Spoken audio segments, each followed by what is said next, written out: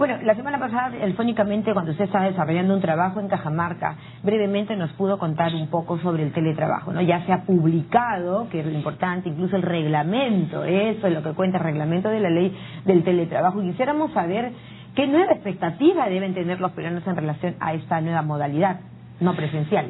Sí, yo creo que el teletrabajo es la modalidad que se va a usar, que se está usando ya en el mundo, y el Perú, por supuesto, también se está poniendo al día.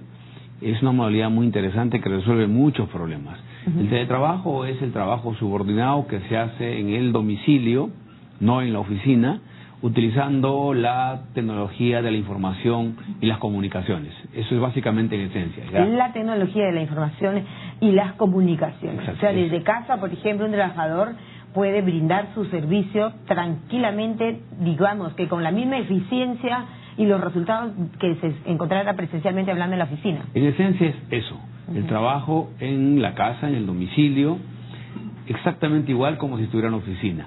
Por supuesto que va a ser mucho más eficiente porque el teletrabajador primero no llegará al trabajo estresado porque no tiene la necesidad de transportarse.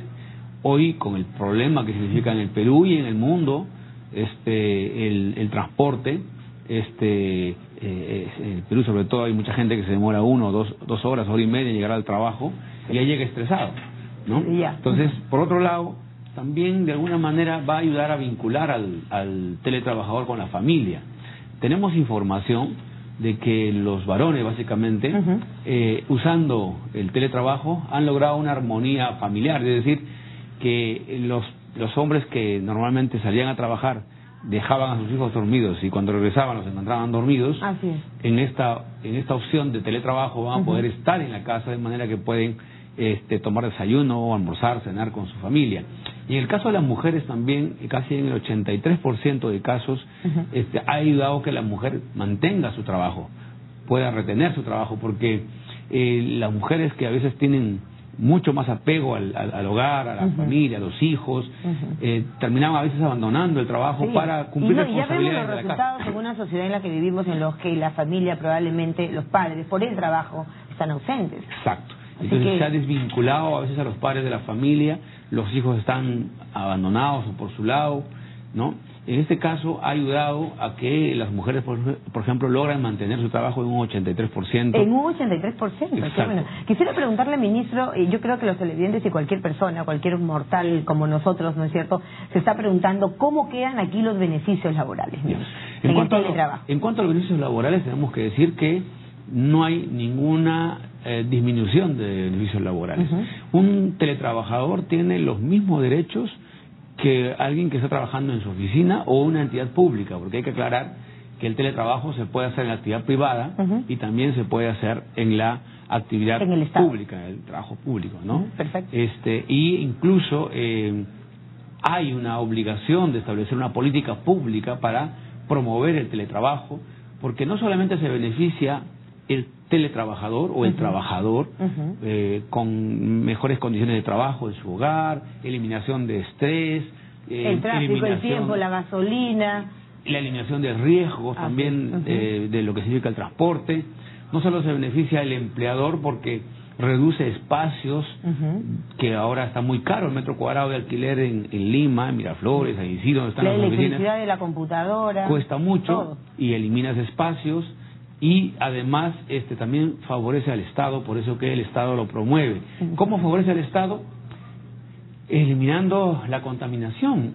Creo que lo que más contamina en Lima es el transporte, los buses, los vehículos, ¿no? En consecuencia, esto va a servir para que tenga también impacto en el medio ambiente. Por eso es que el teletrabajo en el mundo, sobre todo en un mundo desarrollado, tiene mucho apogeo, ¿no? Concretamente en Estados Unidos, eso quería preguntarle, ¿en qué países de pronto ya podemos nosotros ver como antecedentes positivos? Mira, hemos encontrado información de que en Estados Unidos, por ejemplo, está calculado que para el 2016 van a tener casi 63 millones de personas que han experimentado teletrabajo. En Europa, aproximadamente 10 millones de personas están experimentando teletrabajo. De manera que hay mucho auge. En Sudamérica lo está practicando Argentina, Chile, Colombia, Uruguay, con mucho éxito, qué bueno. mucho éxito. Brasil. Y ahora entramos nosotros, ¿no?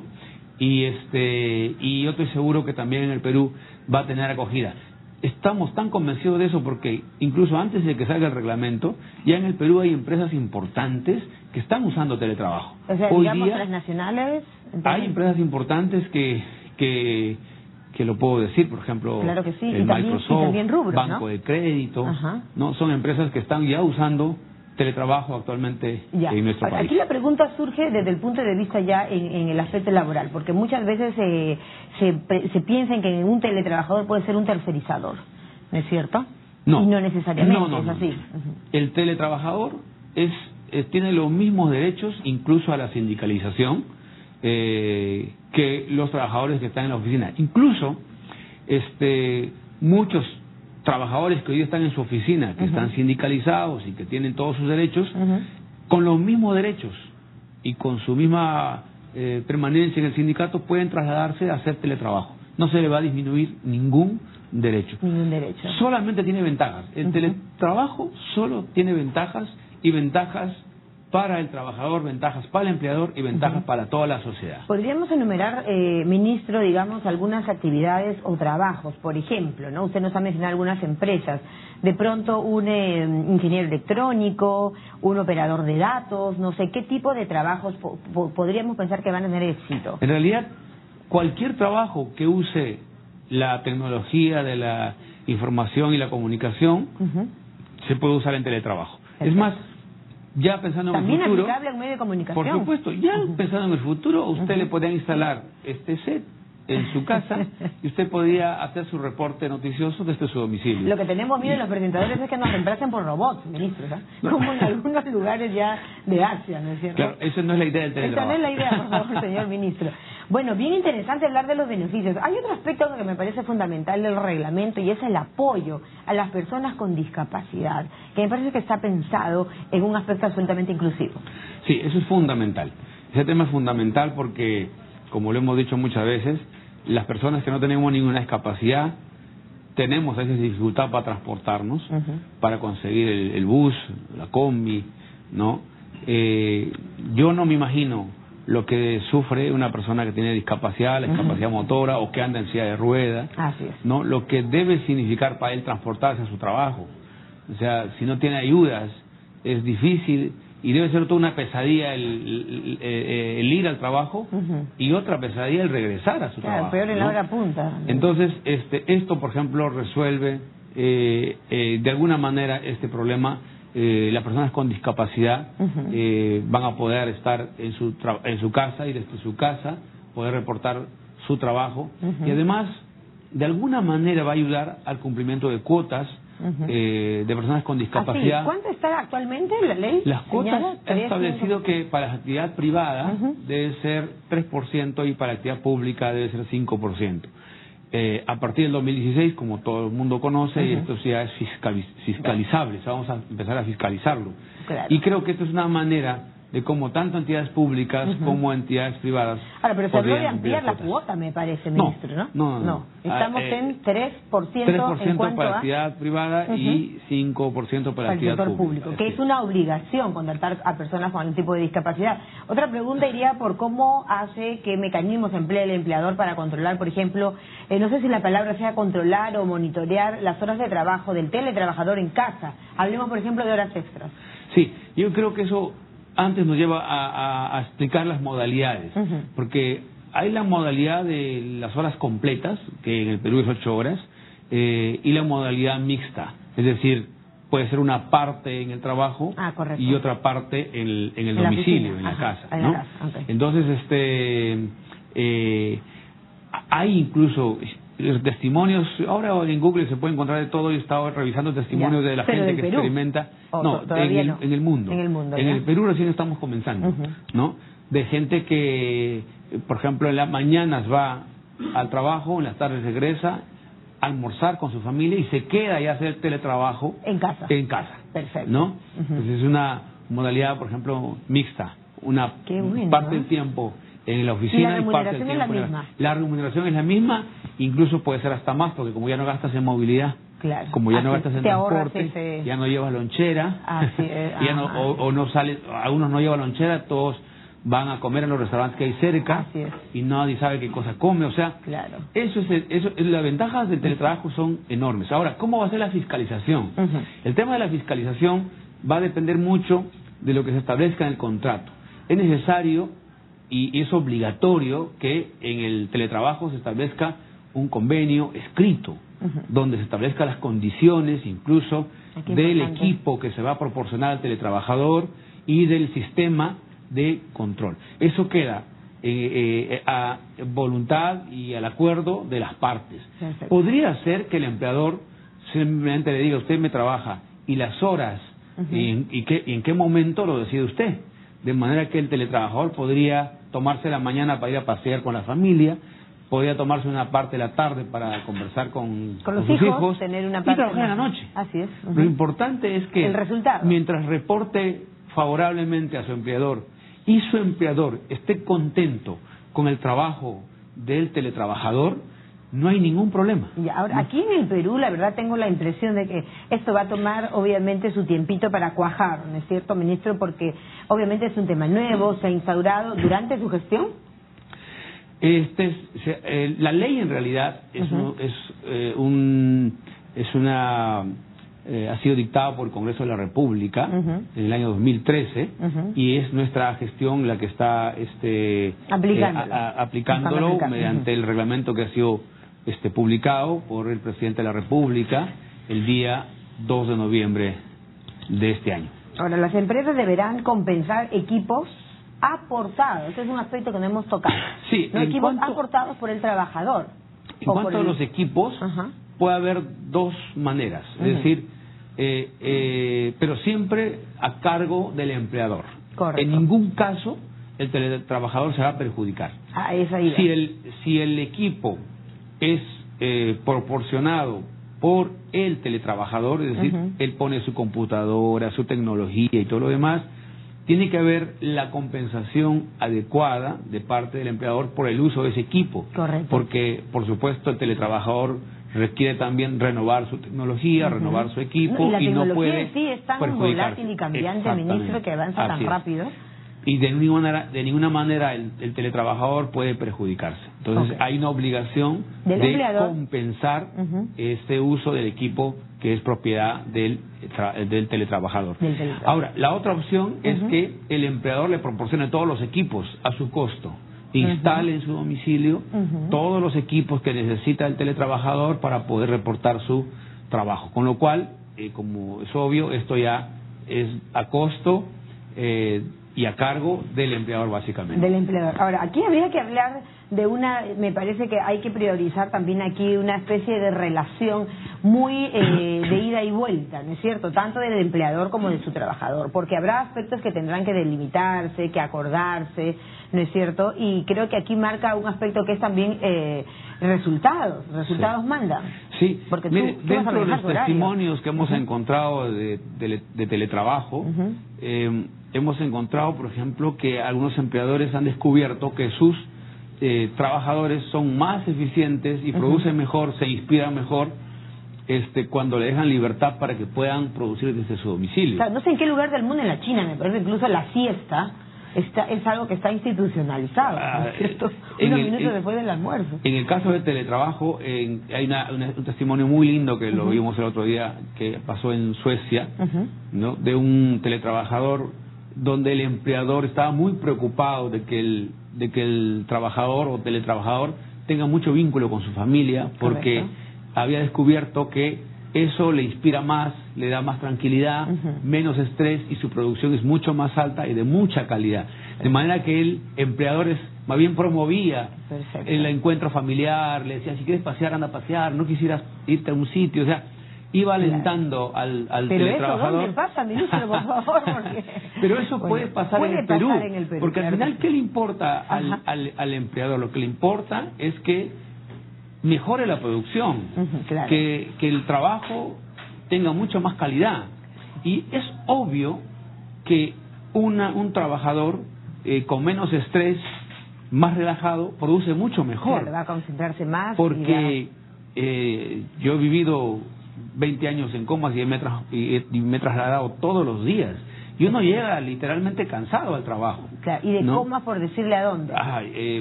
Mi oficina estaba en Jesús María. Entonces, Ahora, sin duda el transporte, sobre todo en la capital, sigue siendo un tema muy difícil de resolver. Por supuesto. Y no solamente eso.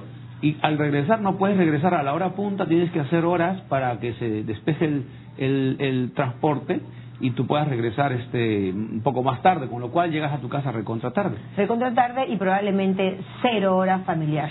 Exacto, 0 horas ya 0 para la familiar. familia. Ahora, acá hay un aspecto muy interesante que quisiera que dejemos muy en claro, señor ministro, y es el tema del contrato, ¿no? Porque tendríamos la impresión, como que estamos en el Perú todavía, de que la cosa puede ser un poco informal.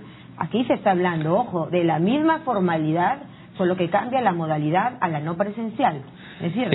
El teletrabajo no permite informalidad. Perfecto.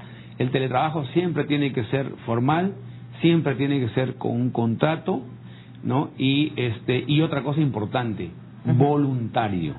O sea, no se puede obligar a un trabajador convencional que pase al teletrabajo. O sea, correcto, siempre va a ser voluntario. Es decir, el acuerdo de las partes. El acuerdo de las partes. Okay. ¿No? El acuerdo de las partes, ¿no? Entonces, porque puede darse el caso, o sea, para mí, o sea, que me den la opción de ir a trabajar a la casa sería fantástico, pero para muchos no, o sea, algunos dirán, no, yo la verdad que quisiera estar fuera de mi casa y yo quisiera, entonces no se le puede obligar, claro, ¿no? No se le puede obligar. Hay casos, me imagino, de personas que no querrán ir a trabajar a la casa, pero bien, lo cierto perfecto, es que este es un sistema donde va a primar la voluntad.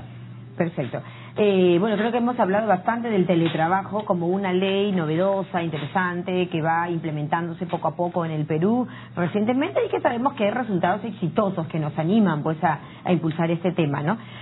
Sobre todo en el pago de las horas extras. Eso quisiera que después nos explique un poquito mejor. Quisiera que habláramos un poquito también de este tema que involucra al tema del trabajo, a las edades, a las tasas de mortalidad que han presentado recientemente las AFPs y la Superintendencia de Banca y Seguros. Hay quienes han dicho no entendemos nada. ¿Cómo queda este tema, ministro? ¿Qué nos puede usted decir como ministro de Trabajo? ¿Cuál es la solución? Bueno, nosotros no tenemos solución a ese tema. Nosotros no somos el sector que está vinculado al tema de las AFPs, o sea, las AFPs, el sistema básicamente es de un ahorro que tienen los trabajadores que luego se va distribuyendo. Hay un problema serio en el mecanismo de distribución, ¿no? Y eso es lo que nosotros en el gabinete del sector, no en el Consejo de Ministros, en el gabinete del sector, estamos tratando de ver cómo aportamos o qué alternativas podemos. Pero literalmente es un tema que le corresponde a la Superintendencia de Banca y Seguros, básicamente ¿no? de ellos, y ellos tienen que y nosotros esclarecer. No tenemos nada que ver ahí en realidad. Pero en lo que sí quiero preguntarle, que es directamente su gestión, y además es un tema intersectorial, porque es una estrategia, ¿no es cierto?, es las actividades que se vienen preparando desde su cartera para enfrentar el niño. Bueno, nosotros con lo que estamos aportando es básicamente con unos proyectos importantes que lo hemos trabajado con los alcaldes básicamente. Nosotros tenemos un programa que se llama Trabaja Perú, que es el trabajo comunal. Es un trabajo lindo porque nosotros con Trabaja Perú no contratamos obreros de construcción civil, no contratamos una compañía para que haga la obra, sino lo hacemos con la comunidad. Bueno. Y nosotros damos incentivos económicos a la comunidad. La condición es que sea una comunidad muy pobre, que sea población de pobreza Demos algún extrema. ejemplo, ministro, alguna comunidad, acuérdese. Ahora mismo me estoy yendo el viernes, si Dios quiere, estoy yendo a Chanchamayo, a la Merced, y vamos a inaugurar obras justamente de Trabaja Perú. Pero para no apartarme el tema del fenómeno del niño, nosotros, por ejemplo, hacemos muros de contención. Correcto. ¿No? Entonces, y ya tenemos una relación de proyectos que han hecho los alcaldes para poder financiar y comprometer la actuación del alcalde y la población para que puedan hacer sus muros de contención. Y la población en provincia es muy entusiasta, ¿no? Es muy participativa. Tú le llevas los insumos, los recursos y se apuntan, como se dice, ¿no? Los programas nuestros son pequeños, son intensos en mano de obra no calificada. Nosotros damos incentivos económicos no pagamos la remuneración que se paga a un obrero de construcción civil. Okay. Sin embargo, ¿Es la un población... poquito más o un poquito sí, menos? es 25 soles diarios, Okay. porque es ayuda, es empleo temporal y ayuda a población de pobreza y pobreza extrema, ¿no? ¿En qué lugares está presente? En todo el Perú. Podemos decir con mucho orgullo que este programa trabaja en todo el Perú. No hay ninguna región, selva, costa, sierra y selva. No existe ninguna región donde no hayamos intervenido. Ahora, pero con el fenómeno del niño implica una estrategia. Por supuesto, o sea, estamos coordinando justamente con el equipo que está trabajando el fenómeno del niño.